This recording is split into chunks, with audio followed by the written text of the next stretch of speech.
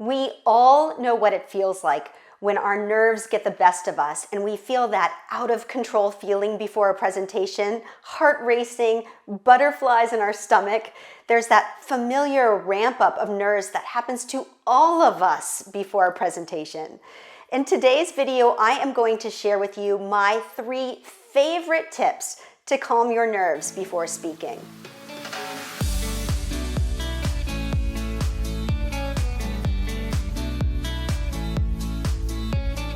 Hi everyone, I'm Fia Fasbinder and welcome to Moxie Talk, where we help you find your voice, share your message, and lead with confidence. Today I am going to unpack my 3 favorite tips to calm your nerves before you speak. But before I do that, if you are watching me on YouTube, please make sure to hit that alert button so you get notified of all of the new content I put out. And if you enjoy this video, please make sure to share it, like it, and subscribe to our channel. Studies on performance anxiety show that our heart rates are highest 5 minutes before a presentation and the first 5 minutes of a presentation. And why is that? Why do we get so nervous? Well, according to evolutionary psychologists, there are 4 factors. When these happen in combination, they trigger our body's natural fight or flight instinct. And those 4 factors are standing alone, with no place to hide, with no weapons, and a large group of creatures staring at you.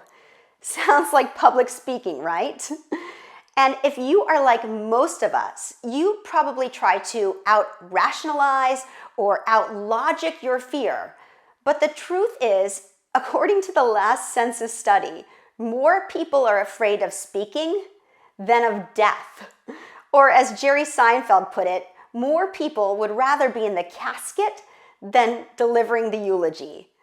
So if your brain tells you that it would rather be dead than be embarrassed, that's when you know your brain is not working for you. So these are my top 3 tools backed by neuroscience to help your brain and your nervous system switch from fight or flight into rest and digest. Now, one note about the neuroscience. Neuroscience thrills me to no end because there are so many beliefs and ideas and methodologies and techniques that I've established over time and taught to my clients. And it is so wonderful to see those techniques backed up by studies and brain science. It gives legitimacy to what I know to be true and what I know works. So here we go. Tip number 1, breathe. Breathing is your power tool for public speaking. You're probably thinking, I've been breathing my whole life, Fia.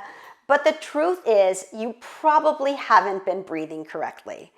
Because when we experience stress, even at a very low level of fight or flight, we start to take short, shallow chest breaths. The biological reason for this is pretty interesting. Our body is trying to protect our vital organs from being attacked. And most of those vital organs are behind our diaphragm. So our diaphragms tighten to protect our vital organs from being attacked. But to make this more practical, breath is directly tied to emotion. Think about the difference in your breath when you're crying or you're stressed out versus when you're falling asleep. The great news is that we can manually control our breath and use it to control our emotions. Breathing correctly can get us to experience the same calm and zen state we feel before bed, even when we're about to do a presentation. Now, there was a cool study recently published in Sydney, Australia, where they taught the entire Philharmonic Symphony performers to breathe from their diaphragms.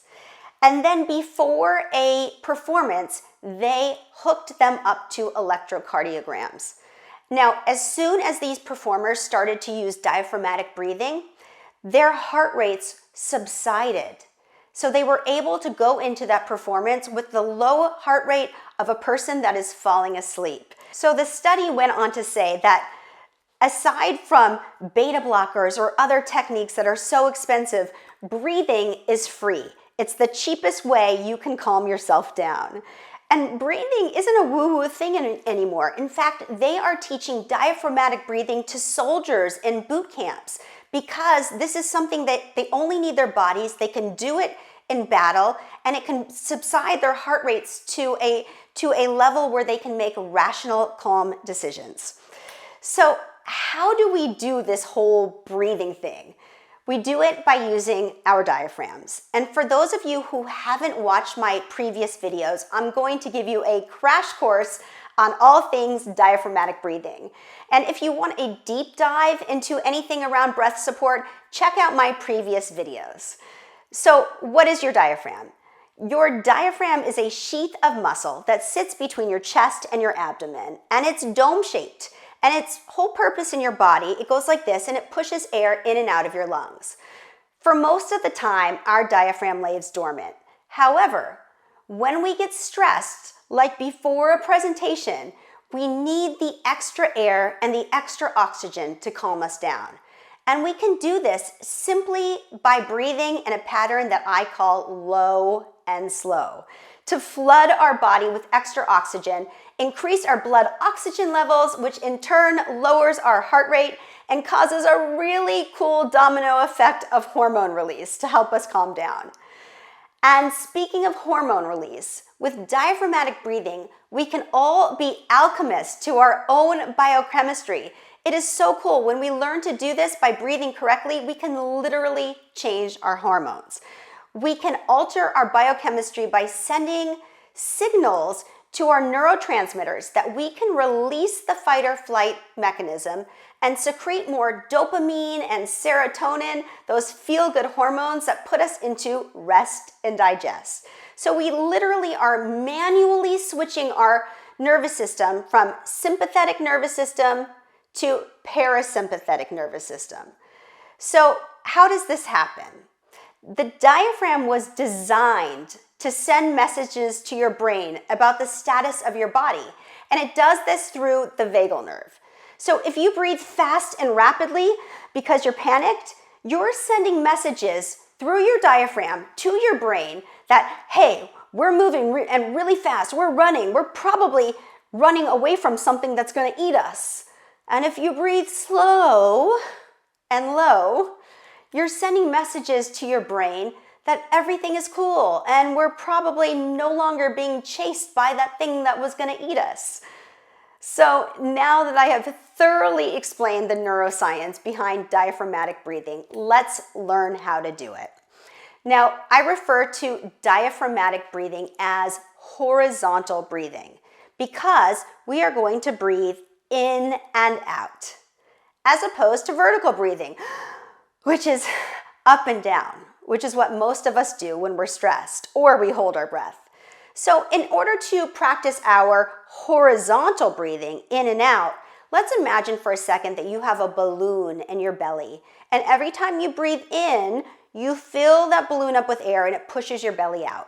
And every time you breathe out, all that air goes out your balloon and out your nose and mouth. So notice you're going like this, in and out. You're filling up your balloon, you push out, you're letting the air out of your balloon. It goes in. It's literally that simple. And now you just have to do it in a pattern of 4, 4, 6. We are going to breathe in, fill up our balloon for 4 seconds, hold it for 4 seconds, and breathe out for 6 seconds. Now, the reason I have you breathe out for longer than you breathe in is the more you exhale, the more you will inhale. And we want to flood our bodies with all that good oxygen. So in for 4, hold for 4, out for 6. I'm going to demonstrate it once. It looks like this.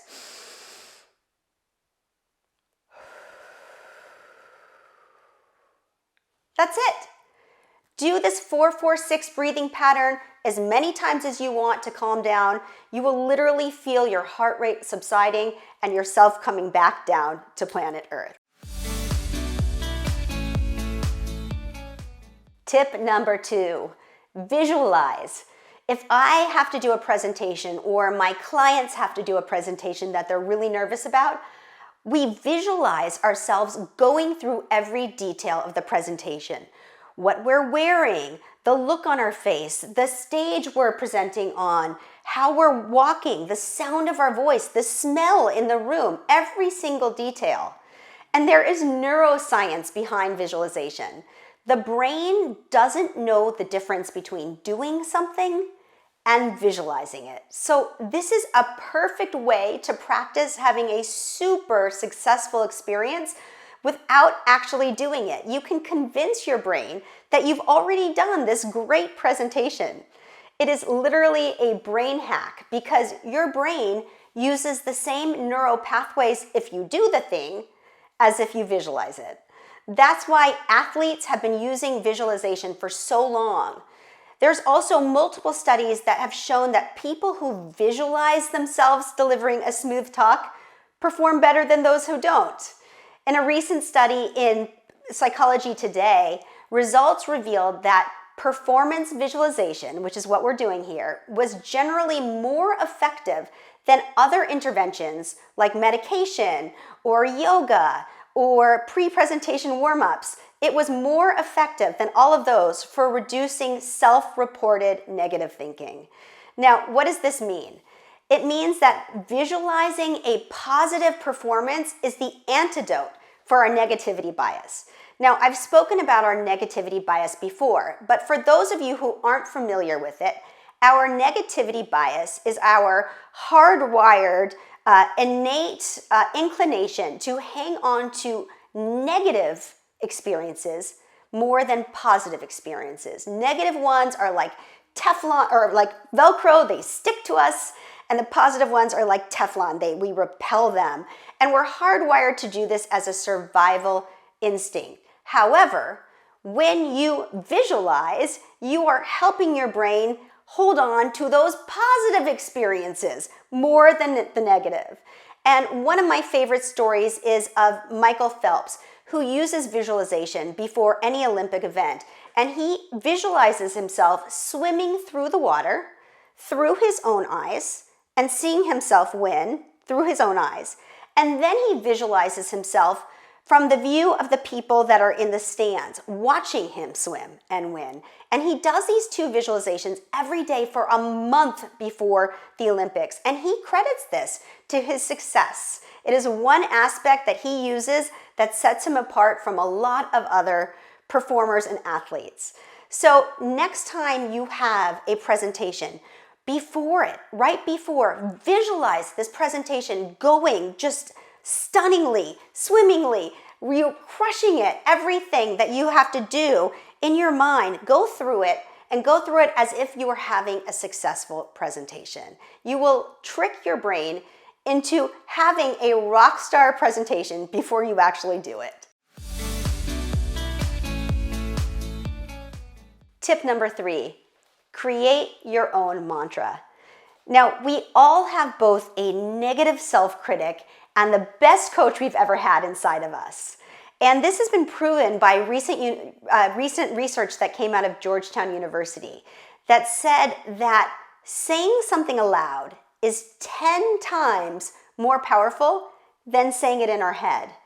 And negative sayings are 4 to 6 times more powerful than positive ones. Now, we just spoke about our negativity bias. This means if you say something aloud like, I'm dreading this presentation, or I just suck at public speaking, or this is so miserable, you are 40 to 60 times more likely to create that result for yourself if you say it aloud and you say these negative things. So what we need to do in these kind of situations before a presentation when we're feeling the nerves is to ask ourselves, how do you speak to yourself, especially in those stressful or difficult times? Now, a lot of sports psychologists and sports psychologists to very important teams in the NFL and the NBA players have them do an exercise called the microphone exercise. And I really love this one. Imagine that you are holding a giant microphone. And I want you to listen to the voice that's coming out of the speakers linked to that microphone. Just take a step back and observe and hear that voice. What is it saying? Now ask yourself, Would you want that message to come out of a megaphone, a megatron for a crowd of people to hear? Would you be proud of that messaging? Probably not. But despite that, we still continue to talk to ourselves this way. So it is really up to us to turn down the volume on the mic with the naysaying voice, with the hater, and turn up the volume on the voice of the personal coach that has a belief in us and a belief in our abilities.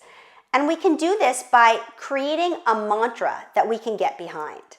Now, once we do that, we need to read it, we need to write it down, we need to test it in a variety of stressful situations so it works for us when we most need it. And we need to keep refining it until we come up with a mantra that feels like the best coaching moment we've ever had. And remember, when you get it right, you're actually building new neural pathways. So take a stab at writing your mantra, and once you get it right, put it everywhere, on sticky notes, in your phone, in your journal, in your office, and say it aloud for power, especially before those presentations. Now, I want to end by saying that we can learn a lot by taking a page out of the playbooks of top athletes and sports psychologists and performers. All of these people feel the fear and do it anyway. They learn to channel their nervous energy into usable energy. And they know that the nerves are just a sidekick to doing something that matters. So next time you're feeling that pre-presentation jitters coming on, just tell yourself that the only way to get through to the other side is straight through the discomfort, and that you're going to breathe, you're going to visualize, and you're going to repeat your mantra to give the best presentation you can. I'm going to leave you with one of my favorite quotes by Edward R. Murrow, the famous broadcast journalist, who said, "The best speakers know enough to be scared. The only difference between the pros and the novices is that the pros have trained the butterflies to fly in formation." Now go out there and train those butterflies. Thank you so much for watching. If you enjoyed this video, please subscribe to our channel, like it, share it, check out moxieinstitute.com for more information on all the great programs and coaching we do at Moxie Institute. And until next time, make sure to lead brilliantly, live boldly, and speak with Moxie.